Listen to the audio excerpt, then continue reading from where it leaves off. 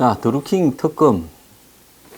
김경수가 기각되고 난 이후에 보도하는 언론도 별로 없습니다. 한국당이 특검을 연장한다 어쩐다 하지만은 제가 생각할 때도 이거 특검 연장을 할 필요나 있을까 싶습니다.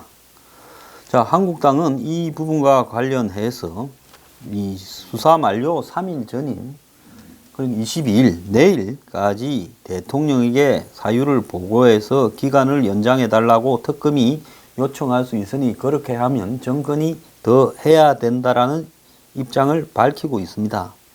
지금까지 12번을 특검을 했는데 연장을 신청하지 않거나 승인이 안 된 것은 3번밖에 없습니다. 그러니까 9번은 됐다라는 거죠.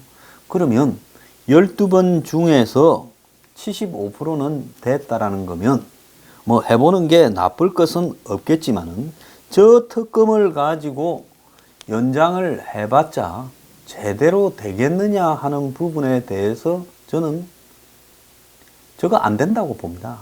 왜? 사람은 절대 변하지 않는데요. 지금 특검을 하려면 특검의 자격은 판검사 경력을 15년 이상 가진 변호사라야 특검을 할 수 있습니다.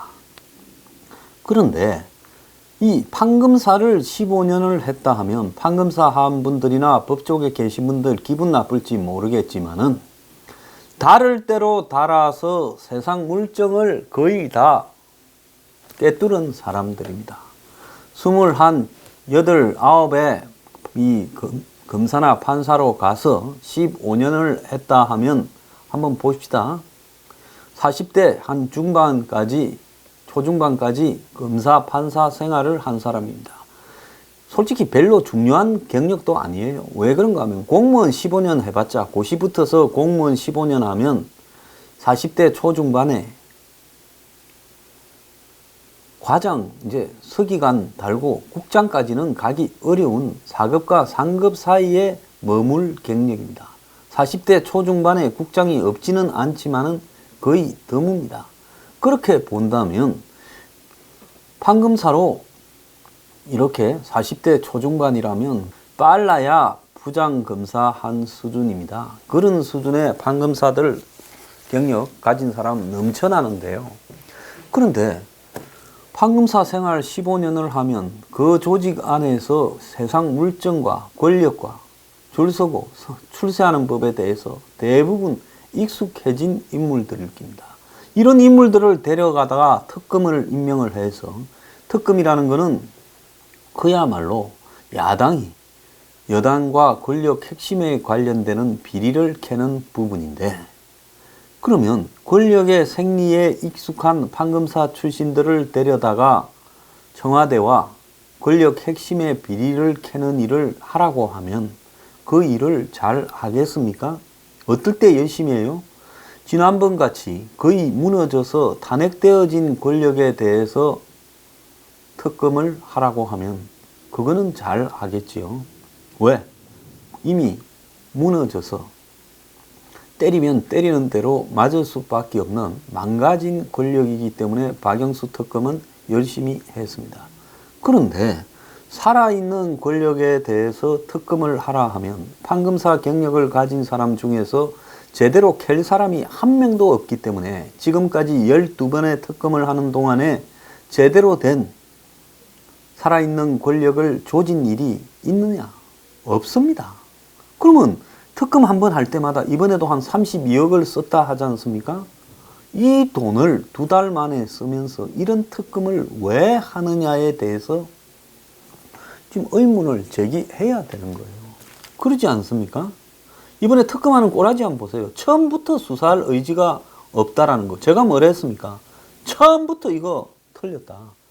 특검 자체도 잘못 뽑았고 그 다음에 특검을 준비하는 과정을 보면 세워라 내워라고 사람을 협조 안 해줘도 한번 따지지도 않고 있고 특검에 필요한 티오도 안 채운 채로 가고 있고 한 명이라도 더 채우려고 노력을 하고 자료를 하나라도 수사기간 시작 전에 준비기간에 다 해야 될 건데 안 합니다.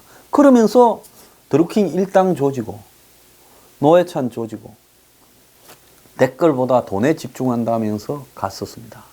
그러다가 노회찬 자살이 되고 그제서야 이제 김경수 쪽으로 하는 척 흉내만 내다가 어설픈 구속영장 하나로 김경수를 풀어줬어요. 그러면 특검이 뭔 욕을 처먹든 간에 양심이 있다면 다시 재영장 청구를 해서 김경수를 조져야 될 건데 그럴 생각도 하지 않고 21일 오늘은 드루킹 일당 5명을 불러다가 김경수 보완 조사를 한다고 하고 있습니다. 25일 날 문 닫는 특검, 스스로가 더할 의사도 별로 가지고 있지 않은 특검에다가 그걸 먼 수사기간을 연장해줘서 돈을 더 쓰게 만들 것이며 더 나아가서 막판에 뭐 한다고 드루킹 일당을 불러다가 조사를 하고 있습니까? 그러다가 이제는 2007년에 한나라당이 뭐 깡패들을 중국 깡패들을 동원해서 댓글 조작을 했다. 그런 이야기나 밖으로 흘러나오게 하고 있습니까? 자, 그러니 이해찬이라는 사람이 지금 민주당 대표가 유력하다는 사람이 드루킹 특검 영장 성과도 없는데 한국당이 발목을 잡아서 한 것 아니냐라고 이야기를 하고 있고 특검 스스로 수사기간 연장 신청을 놓고 고민에 빠졌다는 겁니다. 두 가지죠. 그래도 아무리 나빠도 양심이 있어서 그렇게 하거나 아니면 이제 빨리 집에 가고 싶어서 어차피 해봤자 나올 것도 없고 안 나오기로 우리 마음이 다 먹어져 있으니 이걸 갖다가 한 달 더 하는 거 그것도 고역이지요. 기자 상대하랴 또 뭐 이놈 저놈 불러다가 수사하는 척 흉내내랴. 그러니까 이 특검 스스로가 지금 연장 신청을 할 것이냐 고민하고 있고 그런데 실제 연장 여부와 관계없이 특검이 수사 의지가 약화된 모양새를 보이지 않기 위해서라도 연장 신청을 감행할 수밖에 없다라는 분석도 나오는 만큼 연장을 고심 중이다. 이런 이야기가 나오고 있어요. 자, 연장 이런 특검은 30일이 아니라 300일을 연장해줘도 제가 볼 때 진실을 규명하지 못합니다. 이 특검이 진행되어 가는 꼬라지를 보면 한국당이 하는 일이 얼마나 어설픈가라는 걸 보여주는 거죠. 민주당은 수시로 특검에 대해서 영향력을 행사하면서 겁도 주고 견제를 하는데 한국당은 굶어 죽는 쇼 하면서 아구통까지 맞으면서 관철시킨 특검을 특검 되고 난 이후에 준비 제대로 하냐고 챙기는 사람 하나 없고 그 다음에 수사 제대로 하냐고 조지는 사람 하나 없이 한 달을 노회찬이니 드루킹 일당이니 도변호사니 장난치는 걸 그냥 그대로 묵묵히 지켜봤습니다. 자, 그래서 시간 끌면서 처음부터 제대로 수사할 수 없는 이런 특검을 방치를 한 거죠. 이제 와서 연장한다고 뭐가 나올 게 있겠어요? 그래서 저는 판검사 15년을 해야 한 변호사야만이 특검이 될 수 있는 규정을 바꾸어서 한마디로 사심 없이 수사할 능력을 이렇게 표방하는 사람한테는 특검이 개방되어 있어야 된다. 저는 그렇게 봅니다. 그래서 지금 한국당의 국회의원도 잠깐 하는 특검을 겸임할 수 있게 하거나 아니면 보수단체의 원로가 특검을 겸임할 수 있게 하거나 특검이 꼭 수사의 모든 규칙을 알아야 될 필요는 없는 거예요. 밑에 검사나 수사관들을 불러다가 또 특검보를 전문가를 불러서 하니까 그걸 지휘할 특검은 그것이 꼭 판검사 경력을 15년 가진 사람으로 하게 된다면 대한민국에는 특검이 어떤 사람이 특검이 되더라도 제대로 수사할 가능성은 없다라고 봅니다. 굉장히 불쾌할지 모르겠지만은요. 솔직히 당신들 생리가 그렇게 자빠져 있지 않습니까? 불쾌하게 여길 것도 없어요. 변호사 해먹는데 좀 수사 잘하는 사람은 장애가 되니까 아이고 내가 저 특검 장관 갔다가 정권에 찍혀서 변호사 해먹는데 방해가 되거나 세금 세무조사나 들어오거나 이것저것 찍히면 괜히 편안하게 사는데 도움 안 된다고 안 하고 특검 하려는 사람은 한물 간 사람이나 특검 갖고 잠깐 공명심에 진실 규명에 대한 공명심이 아니라 특검이라는 대우를 받고 돈 좀 써보고 싶은 공명심에 가득 찬 사람이나 2류, 3류들이나 특검하겠다고 달라들고 그러다 보니 결과는 어떻게 돼요? 이제 이런 걸 생각하고 있어요. 정권이 나한테 딜 들어올 거다. 그러면 내가 이 특검을 허리멍텅하게 해주면 정권이 나중에 나한테 뭘 보이지 않게라도 열심히 돕거나 대우해 주지 않겠냐. 이런 거겠죠. 그래서 이런 특검을 왜 이런 식으로 할 필요가 있냐는 겁니다. 괜히 애꿎은 드루킹 애들 두들겨 잡지 말고요. 이 특검에 대해서 국민들은 분노를 해야 되고 더 하지 마세요. 문 닫으세요. 괜히 30일을 열 더 밖에 하지 말라는 겁니다. 자, 허위범 특검은 문을 닫고 역사적 심판을 받아야 됩니다. 이 사람이요, 말을 하는 것과 실제 행동이 일치해야 되는 부분이 저는 특히 정치를 하는 사람한테는 아주 중요하다고 보고 있습니다. 그런데 하나 정말 이해가 가지 않는 것은 이 문 정권은 대외적으로 진보 좌파를 표방하고 있습니다. 자신들이 아주 진보라고 하고 있고 이 정권의 대부분의 정치인들이나 주도하는 사람들은 진보파만이 이 정권에 들어앉아 있을 수 있습니다. 그런데 제가 문 정권이 들어서기 전에 작년 대선 전에 여러 차례 비판한 부분이 노무현 정권이 한국 최초의 오리지널 진보 운동권 정권을 표방했지만은 삼성공화국으로 끝나버렸다. 어떻게 그렇게 진보파가 쉽게 재벌에 포획될 수 있는가를 이중성을 제가 비판을 했어요. 이 비판은 거의 한국에서 지금은 저만 하고 있을 겁니다. 문재인 정권 또한 삼성공화국 2가 되고 노무현 공화국 2가 돼서 재벌들한테 휘둘리다가 끝날 거다 했습니다. 처음에 재단 이 K스포츠니 이런 것 재단 비리와 관련해서 수사하고 어쩌고 하면서 문재인 정권이 시작되고 재벌들 여러 사람을 불러다가 조지고 지금도 조지고 있습니다. 어떤 사람은 봐주고요. 그런데 지금 문재인 정권에 와서 재벌 그룹의 경제력 집중이 더 완화됐냐 심해졌냐. 적어도 좌파가 내세우는 경제 정책은 재벌의 경제력 집중을 완화시키겠다. 더 이상 재벌들이 전부 다 이것저것 하게 문어발식으로 사업을 확장하고 자신들의 비중을 키우는 것을 이렇게 막고 중소기업, 중견기업 중심으로 이렇게 흐트려 놓겠다. 이것이 한국의 진보 좌파의 주장이었잖아요. 그런데 대기업 집단 재벌 그룹의 경제력 집중이 한국경제원 정부 관련 기관에 따르면 31개 민간 대기업 그룹의 GDP 대비 부가가치 비중이 2014년부터 2017년 사이에 3.1%가 더 증가했다는 겁니다. 그래서 이 31개 민간 재벌 그룹은 상호 출자가 제한된 재벌 그룹입니다. 그럼 상호 출자가 제한되었음에도 불구하고 이들의 GDP 대비 부가가치 비중이 2014년 10.4%, 2017년에는 13.5%라는 거예요. 15년에 11.8, 16년에 10.9. 그러니까 2016년에 10.9로 좀 이렇게 줄어드는 모양을 보이다가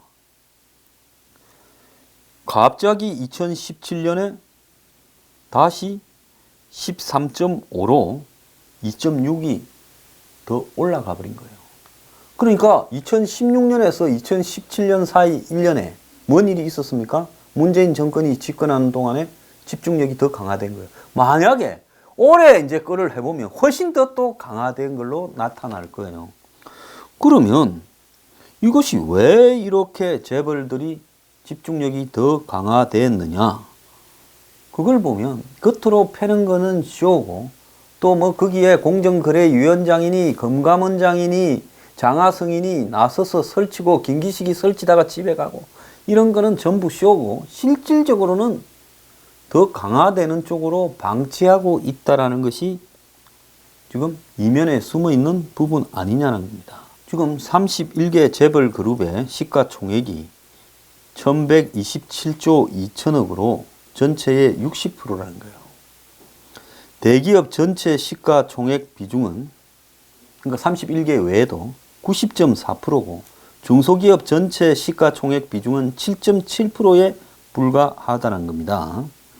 자, 물론 재벌들이 시설 투자를 이렇게 많이 하고 그러면서 수출도 많이 하는 부분이 공이 있습니다. 그런데 재벌들의 시설 투자가 이제는 과거하고는 달리 국내 일자리하고는 전혀 연결되지 않고 있고 또 재벌로 경제력이 집중이 되면서 중소 중견기업이나 자영업자들이 이렇게 살기가 점점 어려워지는 부분도 있기 때문에 동반선장이라는 관점에서 봤을 때 경제력 집중 강화는 좀 우려스러운 측면이 있지요.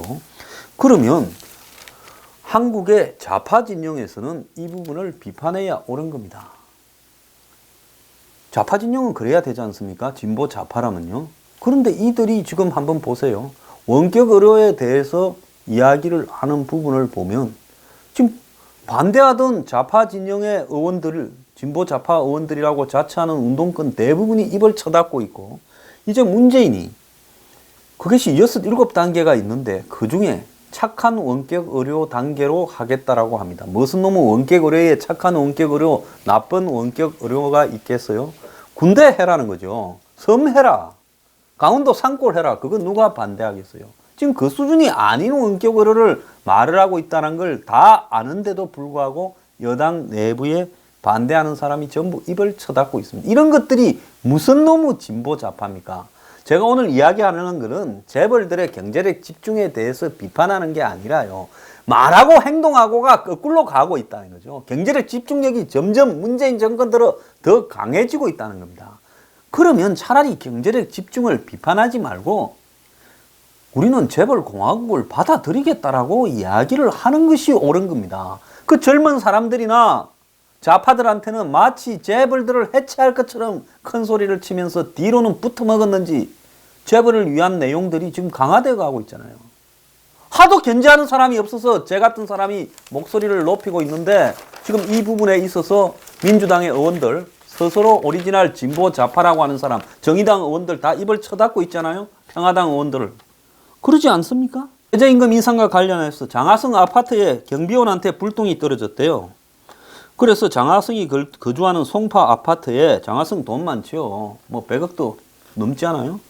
그래서 최저임금 인상에 따라 경비원 감축을 추진해 경비원들이 해고 위기에 놓였다라는 겁니다.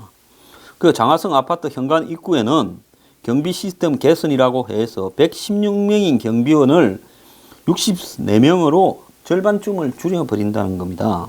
그래서 감축된 예산 가운데 2억 5천만 원을 사람 자르고 아파트 현관에 자동문을 설치하고 나머지 1억 5천만 원은 CCTV를 설치해서 그래서 가구에 따라서 이 사람을 내쫓고 기계를 덜두는 대가로 월 6만 5천 원에서 11만 3천 원의 관리비가 절감된다고 해서 이걸 가지고 투표를 붙인대요. 내달에요.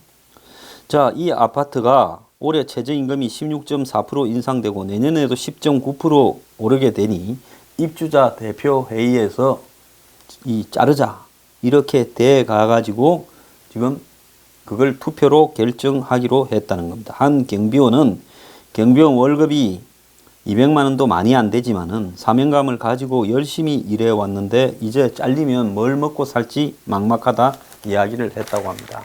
자, 저거 아파트 경비원이 잘리는 데에 대해서 100억 재산을 가지고 있는 장하성은 뭐라고 이야기하는지 궁금합니다.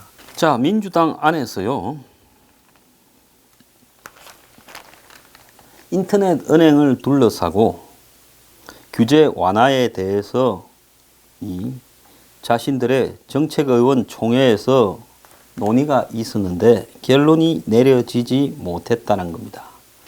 자, 그 부분에 있어서 문재인이 인터넷 은행 은산 분리를 완화 방침을 밝히고 그 다음에 여야 원내 지도부가 산업자본의 인터넷 은행 지분 보유 한도를 현행 4%에서 34%까지 늘린다는 내용의 인터넷 은행 특례법을 8월 임시국회에서 처리하기로 합의를 했는데 당 지도부는 그래서 지도부가 의총에서 이걸 당론으로 확정하려고 하다가 진보 성향 의원들의 반발에 부딪혔다는 겁니다. 총대를 이하경 의원이 맺고 자 그가 발언자로 나서서 산업자본을 IT 기업에 한해서 허용해 준다 하더라도 삼성 등 대기업이 인터넷 은행 대주주가 될 수 있는 점 등을 특례법의 한계로 지적하면서 이렇게 반대를 이야기했습니다. 의총 직전에 이 의원은 페이스북에 인터넷을 기반으로 손쉽고 빠르게 편리하게 돈을 많이 빌려주게 되면 결국 국민들의 부채 규모를 빠르게 증가시키게 될 것이라고 이야기를 했고, 자, 재윤경 의원도 현재 논의되는 특례법은 총수 없는 대기업은 은행 지분 보유가 가능하도록 예외를 두고 있는데 이 또한 부작용이 우려되고 있는데 이걸까지 하면 어떡하냐라고 이야기를 했습니다. 박영선 의원은 대주주가 금융자본일 경우에만 25%까지 지분 보유를 해줘야 된다 했고, 박영진 의원 등도 비판에 가세했다고 합니다. 그래서 논란이 길어지면서 다음 의총으로 미루었는데 다음 중 가면 지분 보유 한도를 34%가 아니고 조금 낮춰서 25에서 34 사이에 합의가 이루어져서 통과되지 않겠냐 이야기했답니다. 그래서 자기가 좌파라고 생각하는 사람은 이게 통과되고 나면 이제 할 말이 없어지니까 이하경, 재윤경, 박영선, 박용진 등이 나서서 생색낸다고 한두 마디 반대를 했는지 몰라도 결국은 관철될 겁니다. 원격 의료는 그나마 말도 하지 않고 있습니다. 자, 이게 무슨 진보 좌파입니까?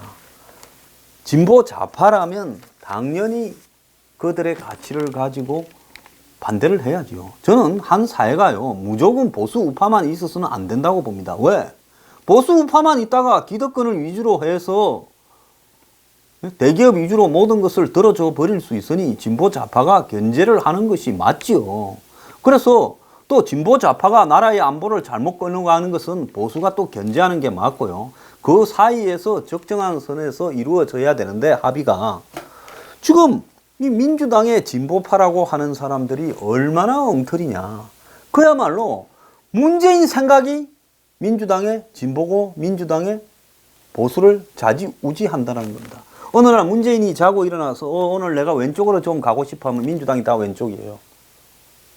어느 날 일어나서 너무 왼쪽으로 갔나? 오늘 난 좀 오른쪽으로 가자. 이러면 또 전부 오른쪽으로 와요. 이거는 진보 좌파도 아니고 얼치기 정치 브로커 건달에 불과하다는 걸 내가 이야기를 하고 싶은 겁니다. 제가 한국당도 똑같이 비판을 하고 있으니까 민주당 이리 비판 듣는다고 기분 나빠할 게 아니라 당신들이 진정한 진보 좌파라면 오늘날 한국의 인터넷 은행이 왜 필요하냐에 대해서 이야기를 해야 되는 거예요. 인터넷 은행이 지금 제한 규제가 많아가지고 국민들이 어떤 불편을 겪고 있나. 지금 카카오페이니 뭐니까지 해가 서울시가 이제 뭡니까? 일반 신용카드를 자영업자 향해서 수수료 없는 제로 해가지고 카카오는 돈 안 들지요. 지금 카카오로 지불하는 시스템을 그대로 가면. 그래서 일반 신용카드 회사들이나 이런 데서 다 지금 서울시에 제로 페이를 도입하게 되면 카카오만 운행시켜준다. 결국 거기서 점유율을 넓히면 뭘로 해서 돈 벌어요? 인터넷 은행이니 카카오 택시니 이런 걸로 돈 벌잖아요.